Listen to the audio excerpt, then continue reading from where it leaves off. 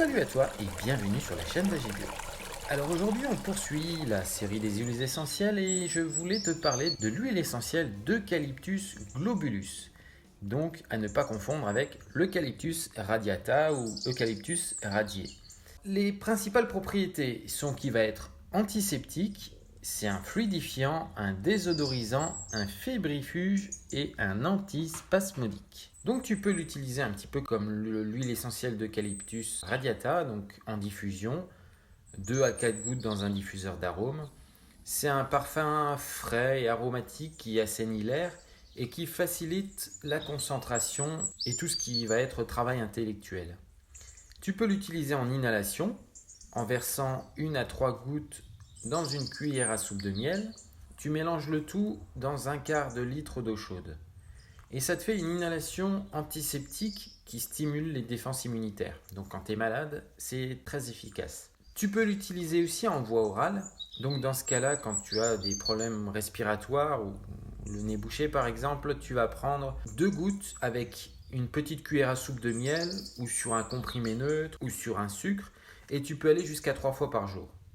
Tu peux l'utiliser aussi dans un bain. Donc dans ce cas-là, tu vas verser 3 à 6 gouttes dans 2 à 3 cuillères à soupe de miel et tu remues tout ça dans l'eau du bain.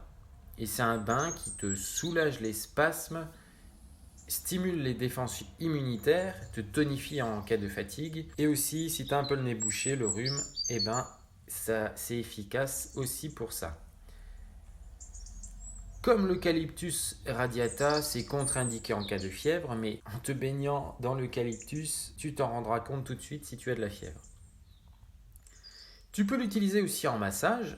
Donc là, tu vas verser 1 à 2 gouttes dans 4 à 5 cuillères à soupe de corps gras. Donc ici, on te recommande l'huile végétale de jojoba ou l'huile de macadamia aussi qui est sympa.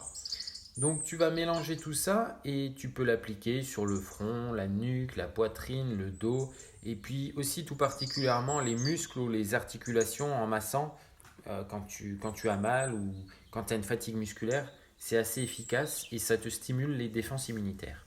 Alors dans les précautions d'emploi, bien sûr, il faut faire attention aux molécules allergènes. Donc là, on a principalement le géraniol et le limonène. Donc attention aux personnes allergiques. Et comme c'est quelque chose qui est assez puissant, bien évidemment, on ne l'utilise pas chez les femmes enceintes, allaitantes, chez les enfants ou en présence des animaux de compagnie. De la même façon, comme c'est puissant, on le dilue toujours dans un corps gras. Et puis si tu as des questions spécifiques par rapport à ton cas personnel, si tu as besoin d'avoir une parole officielle, tu vas voir un médecin, un pharmacien ou tout personnel de santé qui est habilité à te donner une réponse un peu plus officielle, on va dire. Si cette vidéo t'a plu, je t'encourage très fortement à appuyer sur le petit pouce bleu. Ça permettra d'encourager tout le travail fourni et en même temps ça va aider sa diffusion parce que l'algorithme de YouTube va prendre ça en compte. De la même façon, si tu as des utilisations particulières ou des informations particulières à apporter par rapport à cette huile essentielle, je t'encourage aussi à l'indiquer dans les commentaires et à le partager avec l'ensemble de la communauté. Et si ce n'est pas encore fait, tu peux t'abonner. C'est gratuit, ça ne t'engage à rien et on ne te demandera rien de spécial. Allez, je te dis à la prochaine.